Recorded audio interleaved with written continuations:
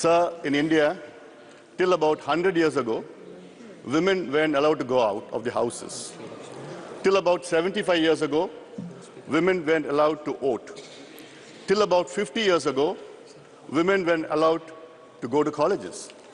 Till about 25 years ago, women weren't allowed to go to work. Today, it has all changed.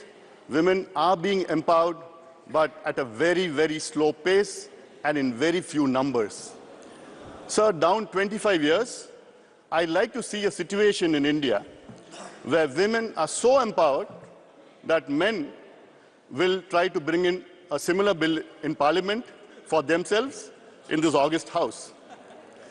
Sir, after the 73rd and the 74th constitutional amendment, brought in 1992 and 93, we had the first local body elections in 96. During that elections, many of the party cadres had made their wives, their daughters, and their mothers as panchayat presidents or samiti presidents or district zilla parishads, thinking that they could control them through proxy. But then I saw after 2 years, the women acted independently. By the end of their tenure, they did wonderfully well in their positions they held, and some of them got re-elected again and went on to become MLAs and MPs and ministers.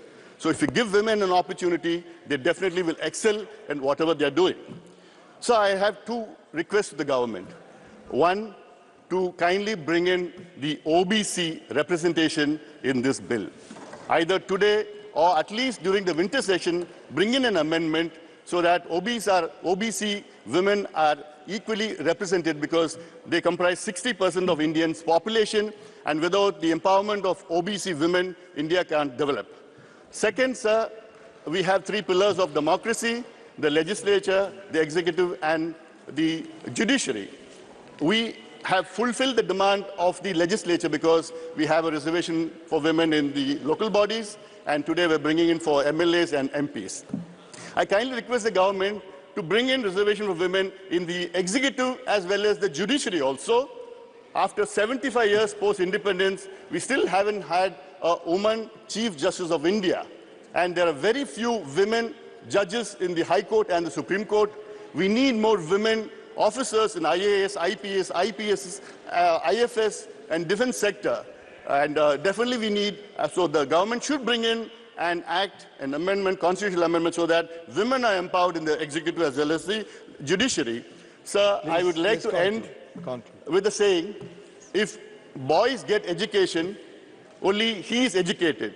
But if girls get education, the entire family gets educated. And I would urge upon the government to empower women, respect them, and give them empowerment in all sections of society. And that is when India will become a developed country. Thank you very much. With these words, I support the 128th Constitutional Amendment Bill 2023. Thank you, sir. Thanks for confining